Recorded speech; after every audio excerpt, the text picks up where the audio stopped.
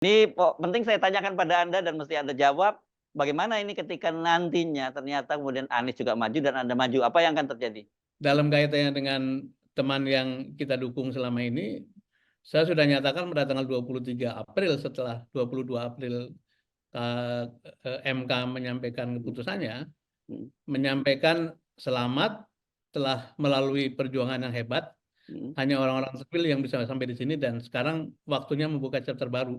hmm. Jadi saya sudah setengahnya sudah mengatakan tugas saya selesai, karena itu izinkan saya menata yang lain-lain dan ini salah satu tantangan yang di depan mata kan. Jadi Mhm. secara etika, secara moral sudah tidak ada beban apapun. Nah, Oke. terhadap yang tadi, saya punya keyakinan bahwa karena ini hajat publik, maka akan baik kalau hajat ini diurus oleh orang-orang yang betul-betul punya ketulusan, punya keikhlasan, punya kejuangan yang sama gitu. Ya. Dan karena itu visi, nilai-nilai menjadi hal yang penting untuk Oke. kita jaga bersama. Oke. Apabila nanti ternyata katakanlah Mas Anies tetap maju, itu kan hak beliau gitu. Mhm. Seperti juga saya punya hak kan, Hmm. tidak ada bedanya gitu. Ya. Eh, Pak Anies dalam berbagai media sudah mengatakan, ya saya kan warga negara biasa gitu, jadi boleh kemana saja. Saya juga ingin mengatakan demikian, bahwa saya warga negara biasa yang punya Hmm. Hmm. hak politik, dan juga saya harus menghormati sebagian besar relawan yang kemarin dalam koordinasi saya itu Hmm. yang menghendaki saya meneruskan perjuangan ini lewat proses pilkada.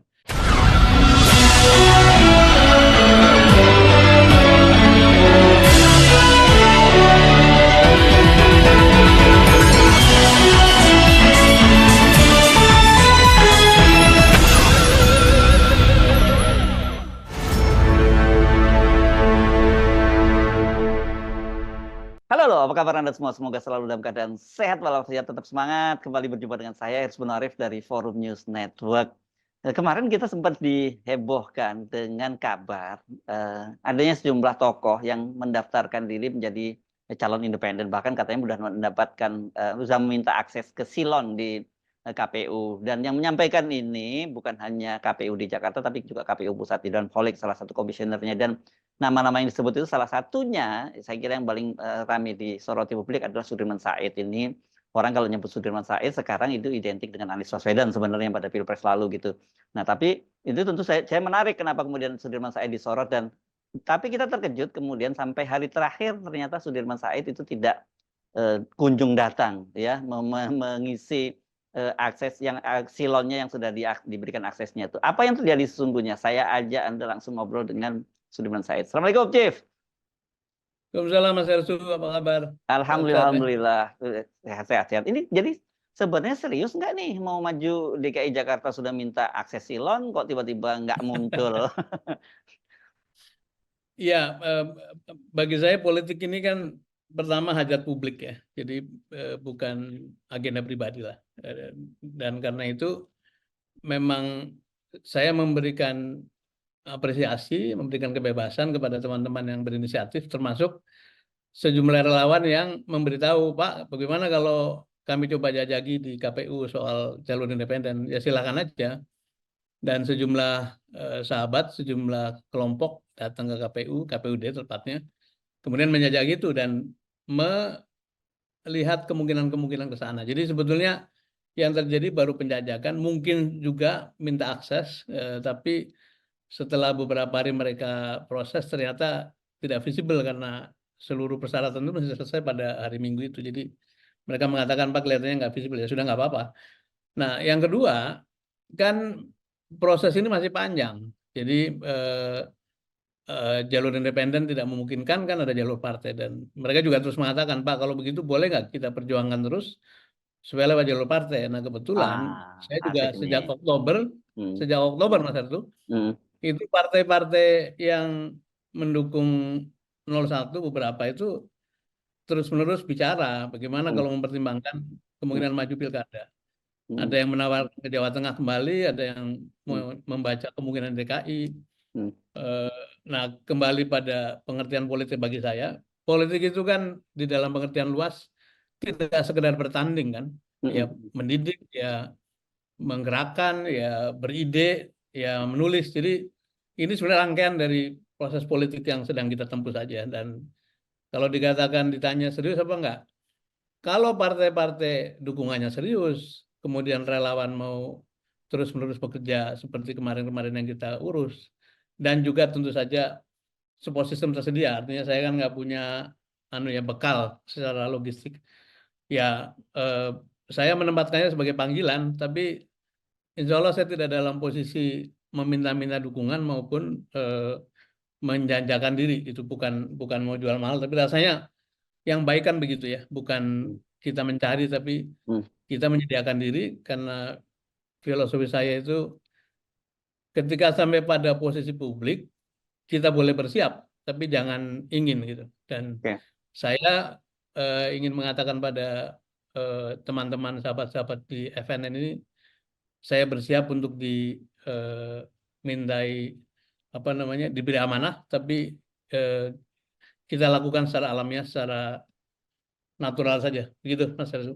Jadi artinya ini pintu memang betul kemarin itu bahwa memang ada niat untuk mendaftar via jalur independen, tapi itu dari relawan ya, bukan dari Chief SS Betul, sendiri gitu ya. betul. Tetapi karena Ya. pintunya sekarang sudah tertutup, ini berarti tetap akan mencoba mencari jalan, dan itu lihat partai politik gitu ya.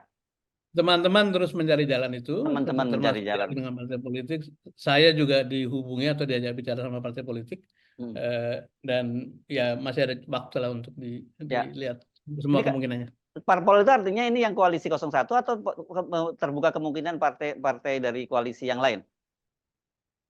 Kalau lihat perkembangan sekarang dari waktu ke waktu bisa lebih luas dari yang 01 itu. Oke, karena kan gini, kalau Dan ya silakan.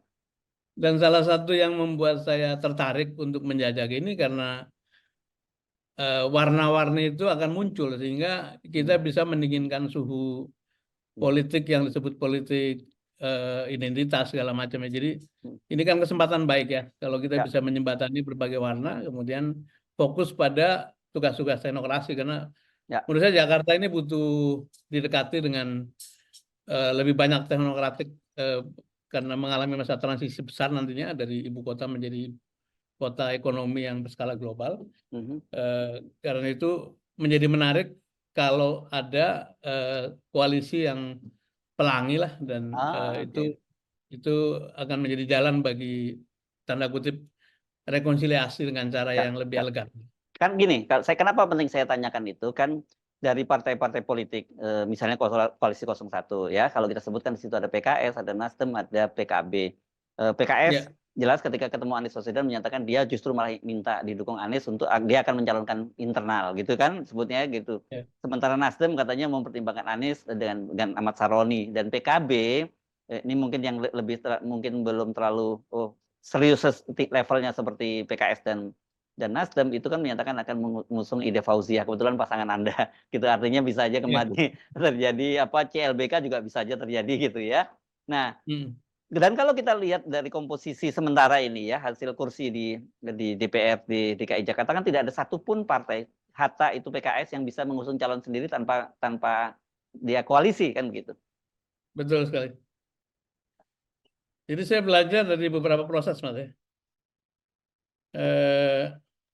Pernah mengusung orang seperti Pak Eri di Jawa Barat, pernah bantu Pak Anies secara maksimal di Pilkada 2017, kemudian pernah maju sendiri di Jawa Tengah. Tapi juga kemarin Pilpres kan juga perjuangan luar biasa selama 2 tahun tuh. Jadi saya melihatnya seluruh opsi sekarang terbuka, dan saya tidak boleh menyimpulkan apapun sampai janur melengkung kemudian terjadi akad gitu. Jadi bisa saja sekarang ini partai apa mendukung apa gitu, termasuk saya juga mendapat satu signal gitu, tapi saya tidak akan menyimpulkan apapun sampai betul-betul salaman kemudian ada surat rekomendasi, dan itulah ruang bagi ikhtiar teman-teman untuk memperoleh dukungan itu. Ya. Yang jelas saya bersyukur karena selama Pilpres ini hubungan saya dengan partai-partai pendukung maupun yang bukan pendukung sangat baik.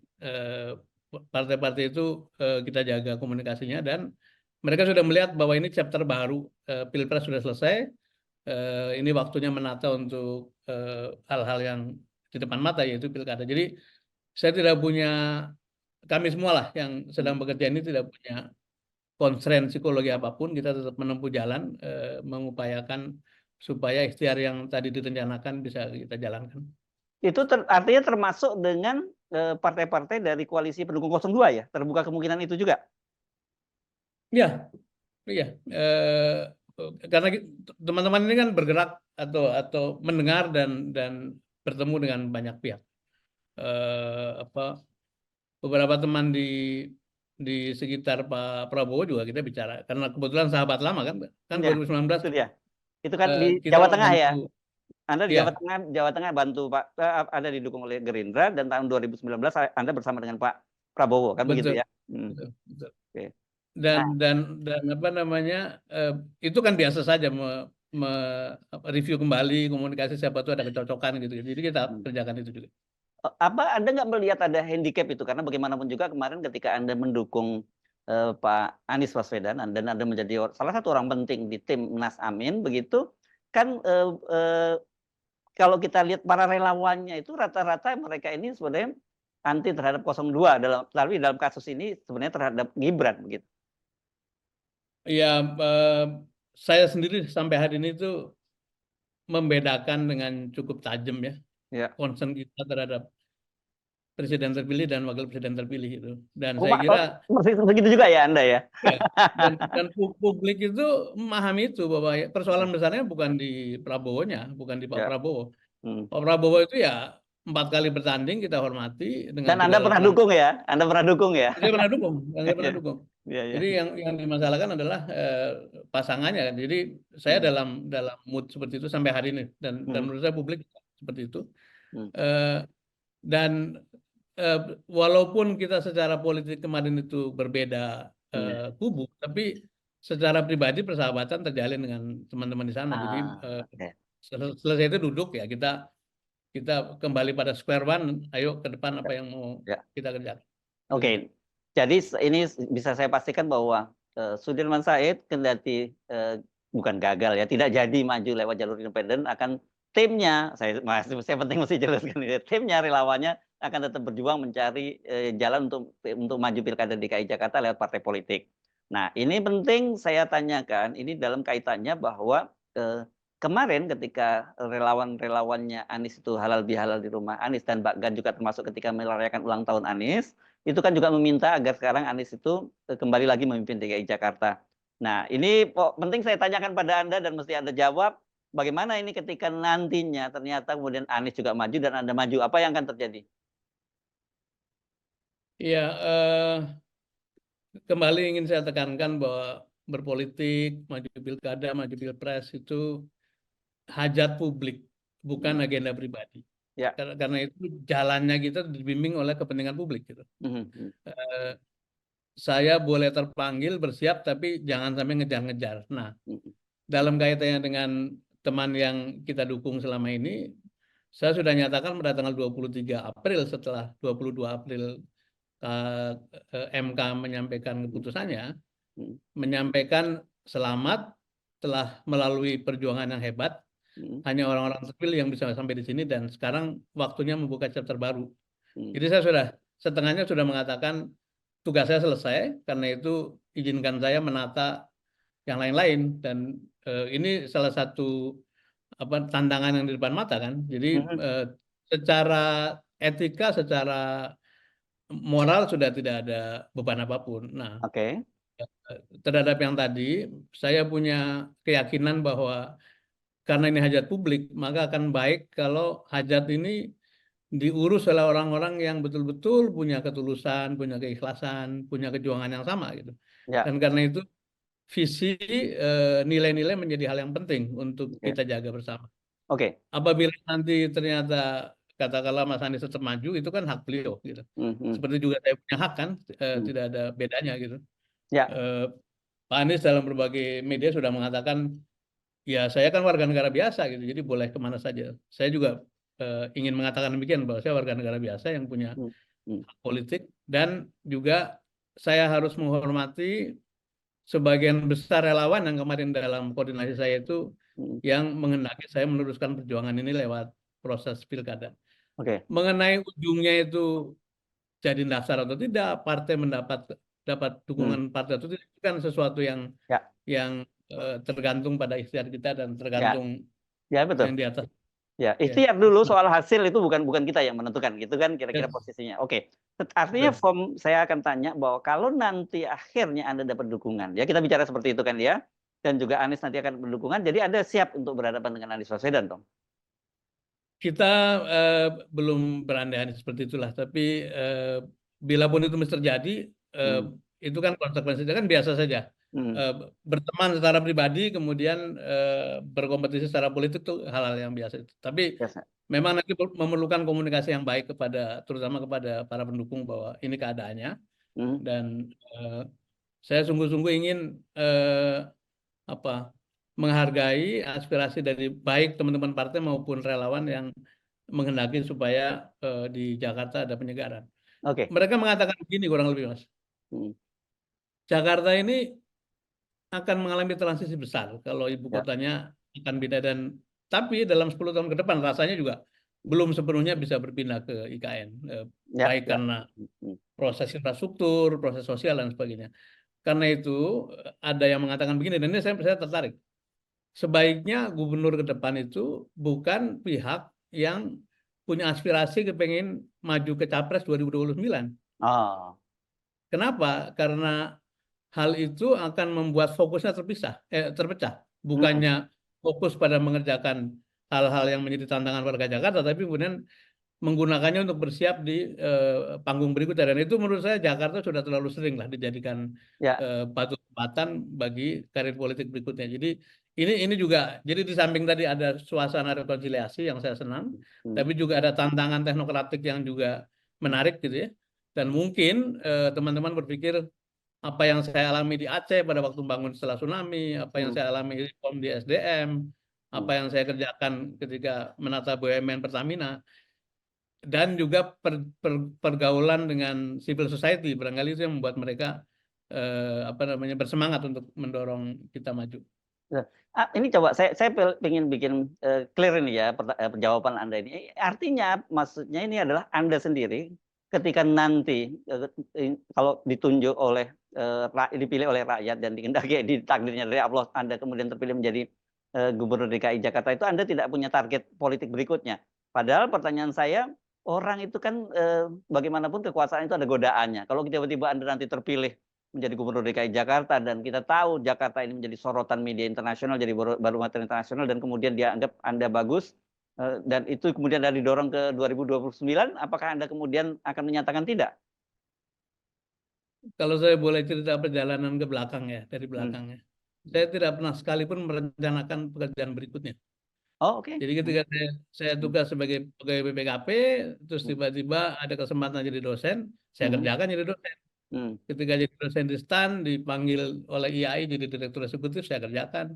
Hmm. Ketika saya jadi dosen, kemudian ada panggilan KC, saya kerjakan. Hmm.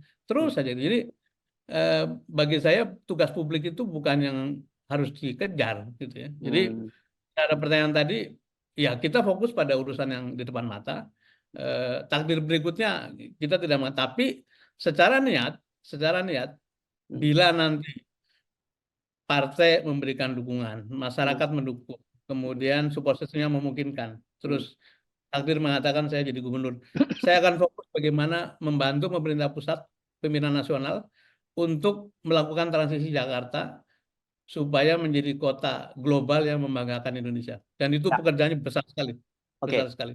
Ya. Gitu. Ini nanti poin berikutnya saya ingin tentu kita bicarakan. Kenapa sih Anda ingin jadi Gubernur DKI Jakarta, itu penting. Tapi ini kita tuntaskan dulu urusan barang yang satu ini, kita kita terus bereskan dulu.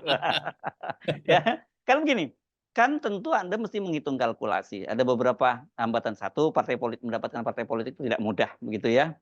Ya, ya. Terus kedua, track record Anda ini ya sebagai aktivis anti korupsi dan sebagainya itu membuat Anda pasti akan kesulitan untuk, kalau toh dapat tiket Anda kesulitan untuk melakukan fundraising gitu nanti.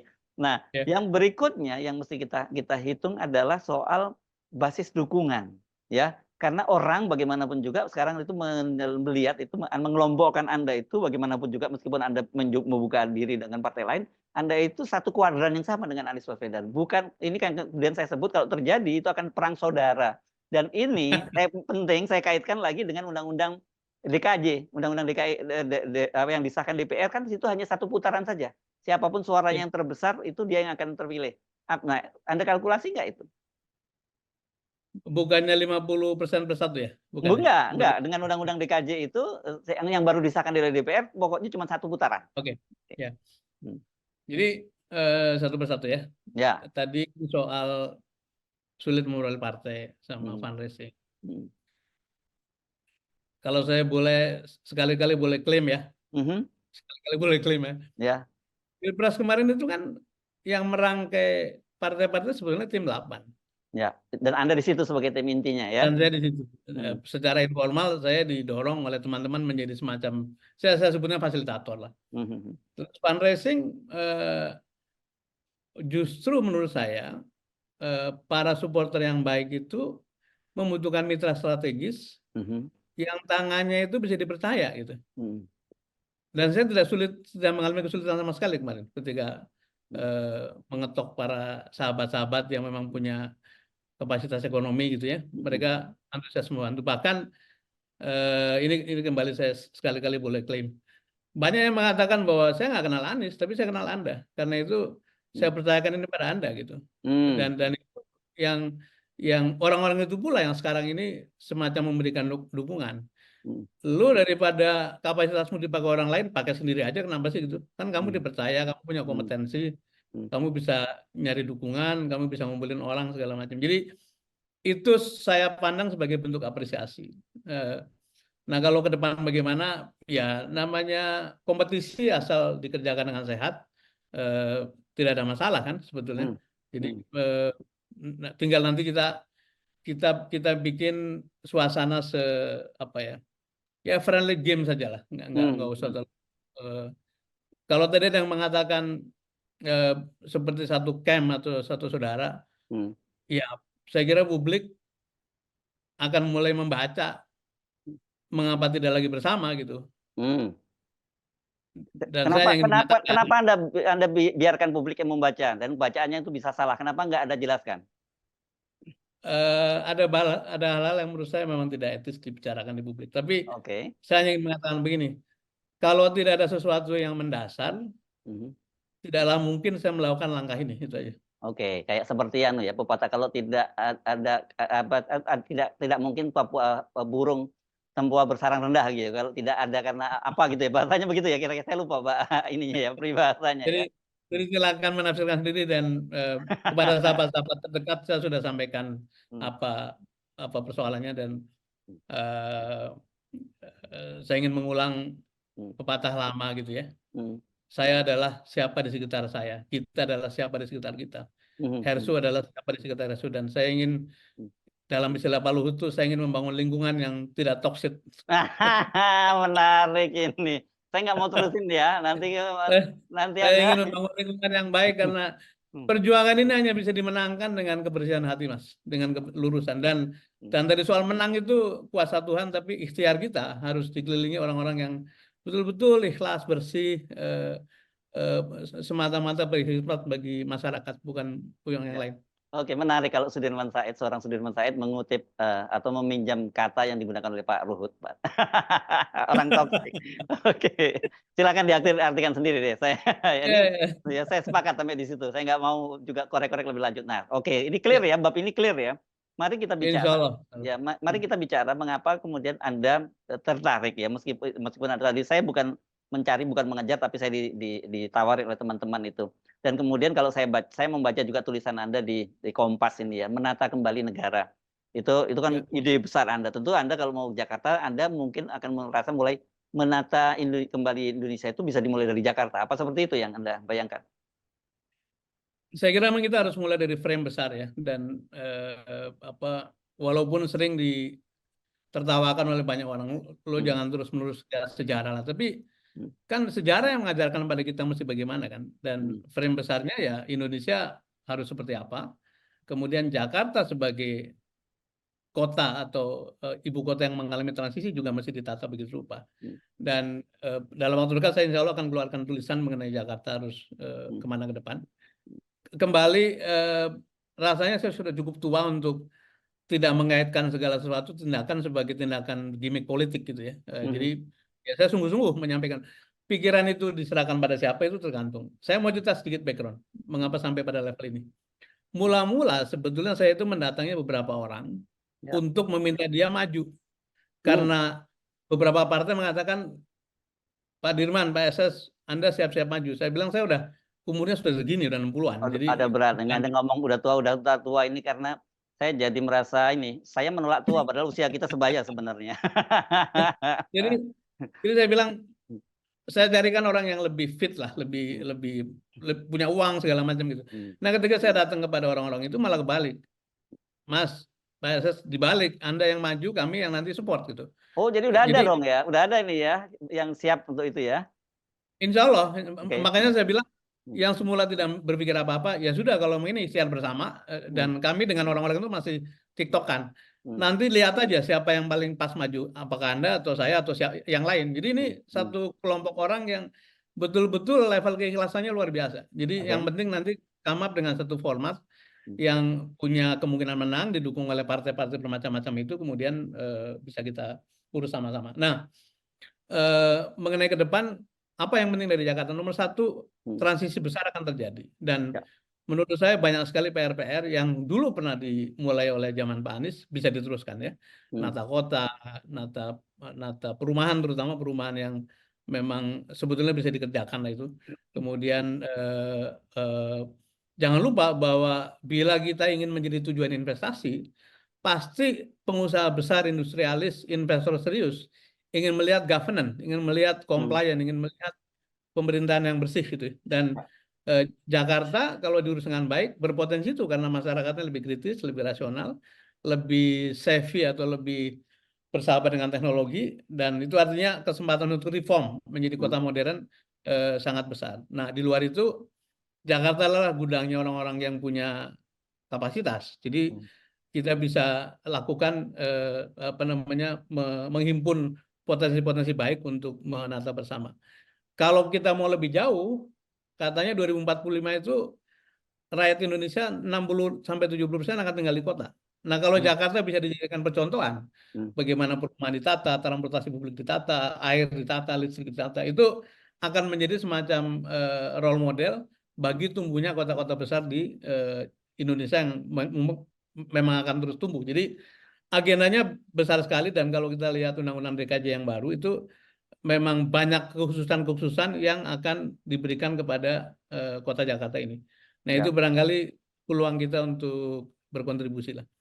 Nah, saya membayangkan pendekatan seperti yang dulu pernah kami lakukan di Aceh. Jadi semacam ada blueprint baru, kemudian itu yang dikerjakan. Dan itu hanya bisa dilakukan dengan kolaborasi antar 3 pilar tuh. Pemerintahnya sebagai penyelenggara negara, ada dunia bisnis, satu lagi sumbangan pikiran dari civil society termasuk kampus. Nah, dalam urusan itu saya tidak punya kecemasan sama sekali soal fundraising, Mas, karena sesungguhnya para penyumbang itu sangat percaya pada tangan-tangan yang bersih. Dan insya Allah kita akan tawarkan itu. Oke, ini menarik ya, karena Anda bicara, saya sepakat dengan Anda soal Jakarta, nanti kita elaborasi. Tapi lebih pada yang tadi Anda menyatakan, kalau Anda yang sampaikan tadi seolah-olah Anda itu menjadi gubernur DKI Jakarta nantinya itu dalam ruang yang vakum. Gitu ya. Seolah-olah Anda bisa melakukan segala sesuatunya, padahal ini banyak sekali kepentingan-kepentingan yang ada di Jakarta. Justru lebih banyak yang ada di Jakarta, yang kita sering sebagai shadow government atau sebagai deep state gitu, dan itu yang banyak sekali orang, kan selama ini orang terfokus pada IKN, padahal begitu Jakarta tidak lagi di ibu kota, Jakarta itu tetap hal yang akan jadi perebutan, dan di situ apalagi berkaitan dengan aglomerasi dan sebagainya begitu. Bagaimana nanti Anda deal dengan kekuatan-kekuatan oligarki ini, dan orang melihat setidaknya pada masa Anies dia bukan berhasil deal, tapi dia berhasil menghadapi lah setidaknya dalam kasus Pantai Utara Jakarta dan sebagainya. Ini pertanyaan jenisnya semacam ujian komprehensif ya? Enggak, tapi saya kira itu realitas yang harus Anda hadapi. Nanti, Kamu bisa apa kan kira-kira gitu. Gini Mas, jangan lupa bahwa 2017 Sudirman Said adalah, ini agak klaim-klaim karena sudah mau masuk politik. Boleh 2017 silakan. Jangan Anda belum Sudirman jadi Said, politisi ini karena masih saya malu-malu masih untuk mengklaim. malu-malu gitu ya, tapi nggak apa-apa. 2017 Sudirman Said adalah ketua tim sinkronisasi ketika Anies Sandi terpilih. Dan tugas tim itu adalah mensinkronkan apa yang sudah dirancang oleh RPJMD dengan program-program politik yang dijanjikan gitu. Satu itu. Jadi itu dealing dengan stakeholders yang lumayan rumit juga. Kalau mau lebih rumit lagi ketika di Aceh. Bagaimana membangun Aceh itu dalam keadaan porak-poranda, masih perang, konflik, yang berkepentingan banyak sekali. Ada 278 NGO dan lembaga internasional di sana. Belum lagi kementerian masing-masing punya agenda gitu. Dan saya kebetulan menjadi deputi hubungan kelembagaan. Jadi saya ngurus urusan dengan DPR, ngurus urusan dengan Kementerian Keuangan. Jadi pengalaman dealing dengan multi stakeholders itu insya Allah ya kita cukup punya lah. Waktu saya di Pertamina juga lebih gila tuh, perusahaan paling besar, dan saya menjadi corporate secretary, menjadi ketua ISC, yang itu juga menjadi bekal bahwa dealing dengan berbagai lembaga-lembaga yang penting itu juga memerlukan skill. Nah, apa yang saya dapat dari pelajaran itu semua, seperti Mas Hersut tahu juga, sebelum ke Aceh saya malah datangi penjara-penjaranya GAM tuh Mas, di Sukamiskin, di Lowoparu, untuk menjalin hubungan. Nah, apa yang menjadi pelajaran itu semua? Kan kata kuncinya koordinasi katanya kan. Nah, koordinasi saya terjemahkan dengan kerendahan hati. Mendatangi orang dengan rendah hati, meminta waktu, berkomunikasi dengan baik. Rasanya tidak ada hal yang tidak bisa diselesaikan dengan cara itu. Jadi dari sisi itu saya tidak punya kekhawatiran. Yang penting kita tunjukkan bahwa kita punya rencana yang baik, punya niat baik, dan tidak ada orang yang menghalangi niat baik, saya kira. Ya. Kalau kebetulan ada sandungan-sandungan, itu lebih kepada bagaimana menghandle konflik of interest, dan itu adalah penyakit kita bersama kan. Ya cara-cara yang baik nanti Dan kita itu urus. konflik of interest itu bukan hanya Anda loh, yang justru persoalan besar itu adalah orang-orang seputar Anda, yang orang-orang toksik begitu. Nah itu sebetulnya yang tadi itu yang dikatakan kita adalah siapa di sekitar kita gitu. Almarhum Saidiman, saya ingat betul obrolan terakhir. Letnan Jenderal Saidiman maksudnya. Betul, ya. yang pernah jadi Gubernur Lemhanas. Ya. Kami bertamu, kemudian kita mendiskusikan dulu banyak hal soal bagaimana pemimpin itu jatuh bangun gitu ya. Kemudian beliau mengatakan begini, itu dulu Bung Karno disebut bahwa beliau itu orang baik, tapi sekitarnya yang merepotkan dia gitu. Pak Harto juga sama, orang-orang sekitarnya tuh. Terus sampai pada keadaan sekarang waktu itu membahas Pak Jokowi. Tapi beliau memukulkan tongkatnya ke lantai sampai keras sekali. Tapi saya tidak setuju. Kenapa? Karena yang membuat orang-orang jahat ada di sekitarnya ya orang-orang itu sendiri gitu. Oh, jadi, jadi yang membuat orang jahat ada di sekitarnya ya saya. Nah sekarang tinggal kita mau bikin apa di dalam lingkungan kita gitu. Jadi itu barangkali pesan yang sangat baik, dan saya kebetulan kan pindah 7 kali tugas Mas. Ya. Insya Allah di setiap tugas itu selalu dikelilingi orang-orang baik, dan kita deliver tugas dengan sebaik-baiknya. Ya. Selesai dengan baik, tetap bersahabat berpuluh-puluh tahun, karena memang kita tidak melakukan tindakan-tindakan yang memalukan lah kira-kira gitu. Ya, nah ini Anda udah mulai jadi politisi, Anda udah mulai bisa jualan diri. Mulai jualan diri. Oke, kita lanjutkan ya. Kalau begitu, seperti apa yang Anda bayangkan, yang Anda ingin kerjakan di Jakarta itu? Kalau saya kemarin mengutip Pak Jokowi yang menugaskan Heru Budi itu kan ada persoalan ada persoalan lalu lintas, ada persoalan banjir, itu yang saya kira yang jadi persoalan di Jakarta itu. Apakah Anda juga itu melihat sebagai satu problem utama, atau justru Anda merasa bahwa ya itu merupakan satu yang sudah niscaya saja di Jakarta? Justru ada hal yang lebih besar lagi yang harus dilakukan. Kalau Tuhan kan bilang kamu itu diberi pikiran kan, ya. Terus menerus diminta berpikir. Jadi tidak ada masalah yang tidak ada solusi ya. Solusinya bisa jangka panjang, bisa jangka pendek, bisa instan gitu. Jadi seperti biasa, ini kalau kita dekati dengan pendekatan change management, pertama ya kita petakan dulu apa tantangan-tantangan utama. Kita dengar masyarakat apa yang menjadi prioritas gitu ya. Masalah-masalah menahun yang tadi dikatakan banjir, macet, itu sesuatu yang ya itu sudah menjadi bagian hidup, tapi tidak boleh berhenti diatasi gitu. Sebetulnya beberapa rintisan yang sudah dikerjakan oleh masa Pak Anies itu sangat baik. Transportasi publik sekarang sudah menjadi tren anak-anak muda tuh untuk naik MRT, naik LRT, naik Transjakarta. Itu bisa ditingkatkan skalanya. Perumahan kumuh sebetulnya adalah proyek yang bisa menjadi game changer menurut saya. Jadi di tempat-tempat yang sangat kumuh dan berisiko kebakaran, berisiko sosial segala macam, itu bisa ditata ulang yang sebetulnya masuk dalam konsep peremajaan kota yang sudah ditulis dalam RPJMD di masa lalu. Kemudian yang juga penting adalah sebetulnya kalau kota ini memberi ruang besar bagi usaha kecil untuk hidup, ini akan menjadi nerve atau urat ekonomi yang sangat kuat karena bagaimanapun supplier atau vendor dari usaha-usaha menengah dan besar adalah dari yang kecil ini. Jadi intinya mungkin satu ketika kita akan bicara program, intinya adalah kolaborasi 3 sektor ini penting sekali. Kolaborasi pemerintah atau negara, kolaborasi dengan pelaku usaha, kolaborasi dengan para pemikir, civil society, kampus, para ahli. Dan itu sebelumnya mereka harapkan duduk bersama-sama gitu ya. Jadi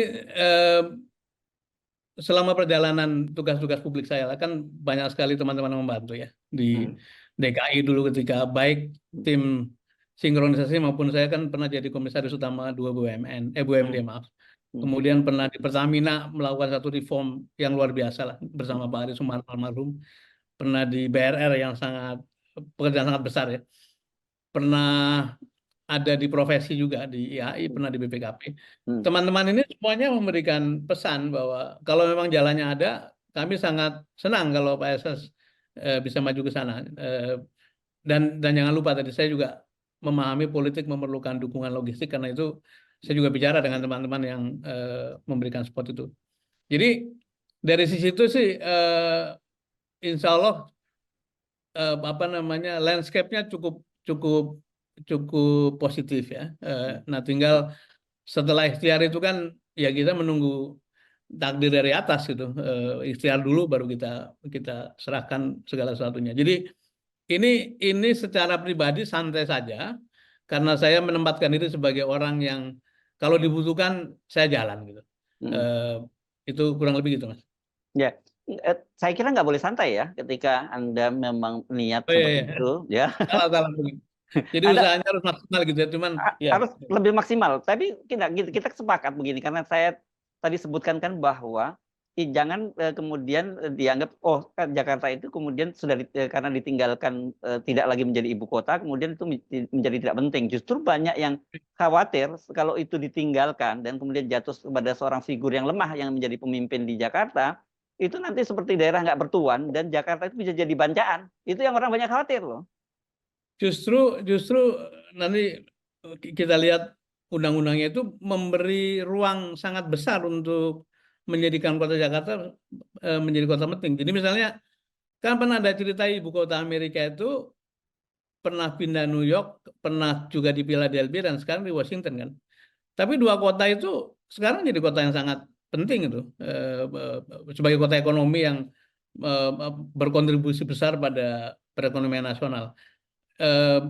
Jakarta juga begitu. Jakarta itu mau diapakan tetap saja pusat industri, pusat keuangan, pusat dealing bisnis itu tidak mungkin serta-merta pindah ke ibu kota. Barangkali malah ibu kota barunya nanti kalau memang jadi dilaksanakan dihuni digunakan lebih kepada sebagai pusat pemerintahan. Meskipun sekarang terlihat akan ada pembangunan besar-besaran dalam urusan bisnis, tapi rasanya perlu waktu. Nah karena itu penting untuk meyakinkan transisi ini, terutama 5 tahun ke depan lah, kalau kita ngomong periode politik kan, itu betul-betul di samping roadmap-nya didetailkan, tapi juga tahapan-tahapan awalnya dilaksanakan, sehingga pemerintah pusat itu bisa fokus pada meneruskan IKN barangkali, tapi juga menjaga Jakarta sebagai epicentrum dari perekonomian nasional.